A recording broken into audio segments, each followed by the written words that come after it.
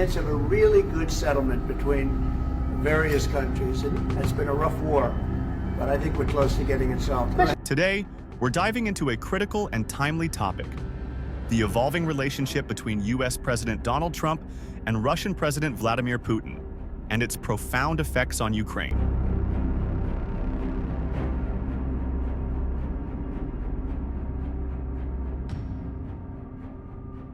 Since President Trump's inauguration in January 2025, his administration has taken a distinctive approach toward Russia and the ongoing conflict in Ukraine.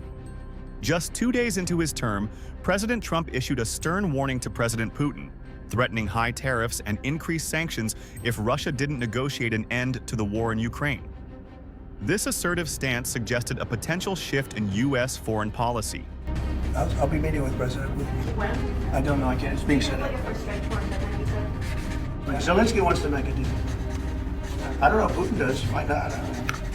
He should make a deal. I think he's destroying Russia by not making a deal. I think Russia's going to be in big trouble. You take a look at their economy. You take a look at the inflation in Russia.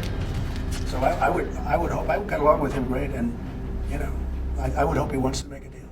However, the dynamics quickly evolved.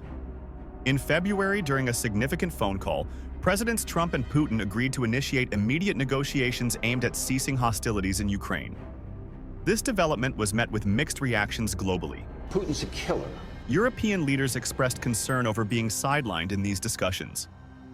The EU's foreign policy chief emphasized that Europe must play a central role in any negotiations, warning that excluding Ukraine and the EU could lead to ineffective agreements. Within the United States, the political landscape showed signs of division. On the third anniversary of Russia's invasion of Ukraine, a noticeable shift occurred in Washington. While a strong bipartisan stance previously existed, recent events saw predominantly Democratic lawmakers leading commemoration efforts with minimal Republican participation. Public sentiment mirrored these political divisions. Communities with strong Ukrainian ties, such as those in Houston, expressed disappointment with President Trump's approach, particularly his tendency to blame Ukraine for the ongoing conflict and his exclusion of Ukraine from peace negotiations.